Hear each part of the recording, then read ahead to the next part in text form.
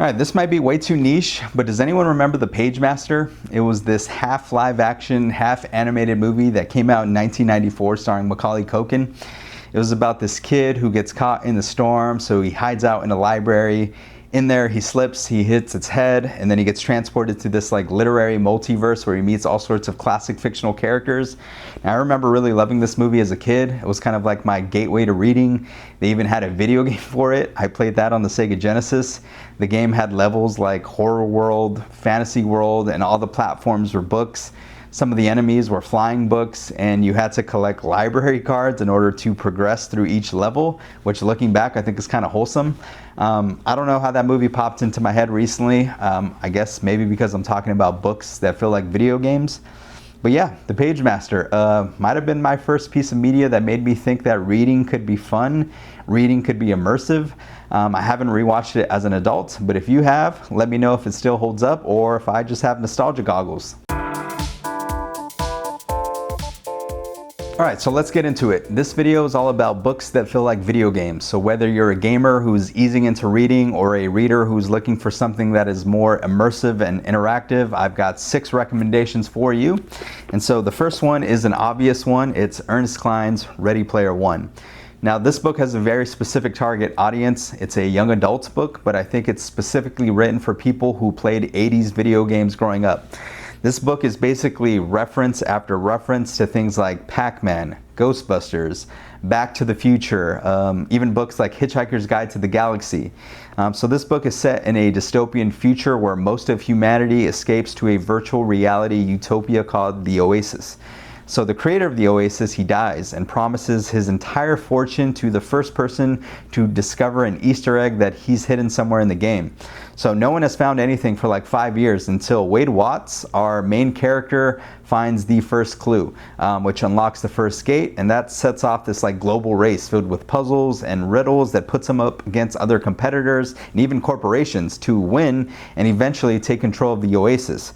So I think the world building of the Oasis is one of the strongest parts of the book. It's a good description of a metaverse. The Oasis is a place for people to shop, they play games, they go to school there, explore planets, and it's a big contrast to the book's real world. There are some issues in this world with overpopulation and economic inequality, so people have to live in what are vertical stacks of trailer homes, and the Oasis sort of becomes like their escape and their digital salvation. So I read this book about 12 years ago. I was much younger then, but I remember it being super fun. It's a young adult dystopian book with a bunch of pop culture references, so I compared to something like Wreck-It Ralph or the Lego movies with heavy references in it. At times it does feel a little bit like an info dump. It's like Ernest Cline is like flexing his 80s trivia knowledge, and not all of it adds any sort of emotional depth or sense to the characters. Sometimes it's just like, hey, there's an Atari, but still it's super fun. If you're into gaming lore, Easter eggs, scavenger hunts, I think this book is great for you, and there's even a Steven Spielberg adaptation if you want to double up on that. Alright, next up is Brittney Morris's Slay. Now I think the best way to describe this book is Ready Player One meets Black Panther. I saw an interview by an author where she said she wanted to create a book that gave off that Wakanda Forever energy, and I think this book is essentially that. It's a celebration of blackness in a VR headset world. So this story follows a 17-year-old girl named Kira who is secretly the developer of a virtual dueling card game that is just for black players. So this game is called Slay, and she created this world so that black gamers could have a safe haven to be unapologetically themselves without having to worry about judgment or discrimination. So everything in this world runs smoothly until this boy is killed over a dispute involving the game. So this explodes in the media, the story, and suddenly people are calling this game racist, dangerous. It's like a hub for gangs. So trolls start showing up, threats come in, and so Kira has to figure out a way to protect this world that she built. So unlike Ready Player One, I think the references in here aren't just dropped for points. They feel a little more lived in. Like they feel like they come from a place of rooted in love, cultural identity, cultural pride. So there's dueling arenas in here named after Beyonce. There's dueling cards related to historical figures like Maya Angelou and Langston Hughes. There's cards referencing pop cultural icons like Gabby Douglas and Michael Jackson. Characters that can even be configured to look like Zendaya and Lupita. So I think in the context of this book, the references encourage the reader to dig a little more into the history and make those real world connections. So beyond the game, the book really tackles heavy themes. It explores the consequences of a world that tries to police black joy. It confronts respectability politics, dual identity, cultural appropriation. So I think in weaving those themes and topics into the story, it kind of provides a book that is not only entertaining but provokes interesting reflections on race. I think it's a really beautiful book, and there's layered characters, so definitely check it out. Okay, next is All Systems Red by Martha Wells. This is the first novella in the Murderbot Diaries. It's only about 149 pages long. I finished it in 2 days. It's a super quick and easy read. In 2018, it won the Hugo and Nebula Award given annually to works of science fiction. And this story follows a murder bot. He's a killing machine who is contracted to protect a team of corporate scientists who are on this survey mission. So he hacked his own governor module. So he just wants to spend the entirety of his time like binging and watching TV shows. I think he has like 3,500 hours of TV stored in him. The murder bot is really self-aware android, and he just doesn't care. He like low-key resents humans. He doesn't want to be around them. Everything to him is kind of like blah, blah, blah. His sarcasm is enabled 24/7, but he still has a job to do, and that's to protect these humans on a mission. And that also involves interacting with humans, which can be kind of awkward and uncomfortable for him. And the scientists also don't know how to interact with him since he's like a killing machine, kind of scary. He has this opaque faceplate, and he also has a human face, organic parts, and he makes these funny facial expressions when they ask to hang out with him or be near him. But at the end of the day, he has to protect them from these threats in outer space and hope they don't get killed, because of course that's going to ruin his record. I think this book is just a really good blend of humor, action, heart. The dialogue will have you laughing out loud. It's oddly relatable if you're an introvert. I think it has some really interesting things to say about free will and androids. There's also an Apple TV show on this that just came out, so you can check that one out too. All right, Tomorrow and Tomorrow and Tomorrow is the title of this next book. The title is a reference to a soliloquy in Shakespeare's Macbeth. I haven't read that one in a while, but I think I remember that being something about ambition. And this book is all about ambition. The characters have ambition to create a successful video game studio. I think the themes of this one are a little more positive. When you think about video games, you think about having infinite lives, right? If you die in a video game, you have the ability to try and try again. You always get a chance to start over. You learn from your mistakes and you continue to play. So I think the characters of this book kind of deal with the ups and downs of life, and that's kind of like the major theme of this book. It begins with two kids who met as children in a hospital where they develop a friendship over video games. They have this falling out.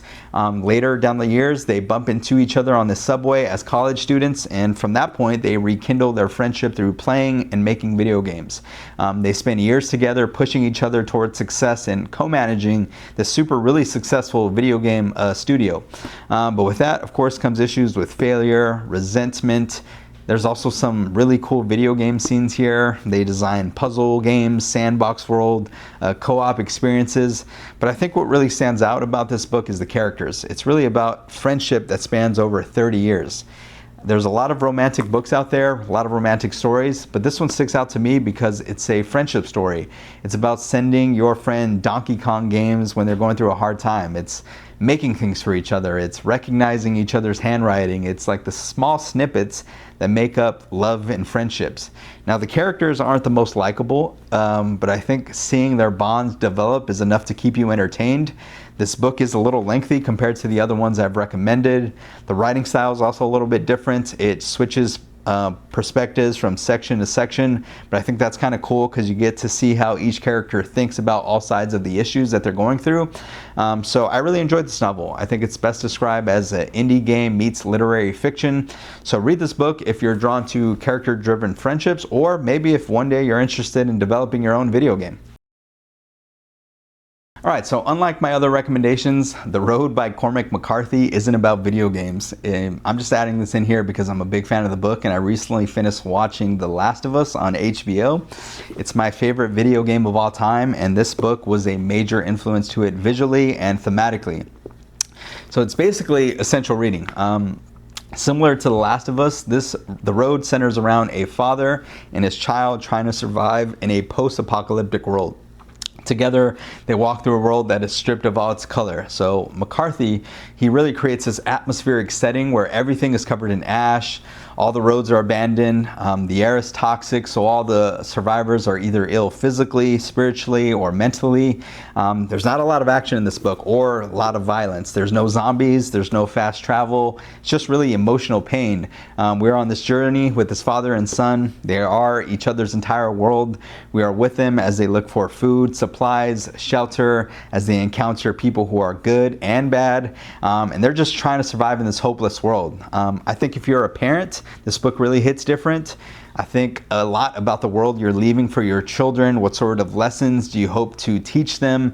What is going to help them survive when they're on their own? Like, how do you protect your child when the world doesn't make sense? I personally enjoyed all the metaphors and allusions in this book. There's a lot to unpack. It's one of those books that lingers with you years after reading it. It's not a fun read by any means, but I think it's a really memorable one. So definitely check it out if you're a fan of The Last of Us. Alright, so last up on my list is Dungeon Crawler Carl by Matt Dinniman. I'm not going to go too much into detail with this one because I just made a full review for this one, so please check this one out if you haven't already. But here's my quick pitch. It's a LitRPG book about a guy and his ex-girlfriend's cat who are on this violent end of the world intergalactic alien game show. It's like Doom meets American Gladiators meets Hunger Games. It's gory, it's wild, it's written in a video game narrative structure, so there's boss battles, they gain loot, there's a lot of chaotic commentary from the cat. I had a lot of fun reading this one. It's probably my favorite book on this list, but that might be recency bias, I don't know. Again, check out my full review if you want to hear more about this one. And that wraps up my list of books that feel like video games. Please like and subscribe if you've made it this far. It really helps out the channel. Let me know in the comments if you read any of these and which ones are your favorites. If you're a gamer, tell me what games you've been playing as well. I just got a PS5. I've been playing Astro Bot, NBA 2K25, Tony Hawk, and of course The Last of Us. I have no idea where to begin after that, so if you have a PS5, drop me down your favorite video game recommendations below. I'm looking for something new to play and also read as well. So thank you again for watching. Please take care of yourselves. See you all next time.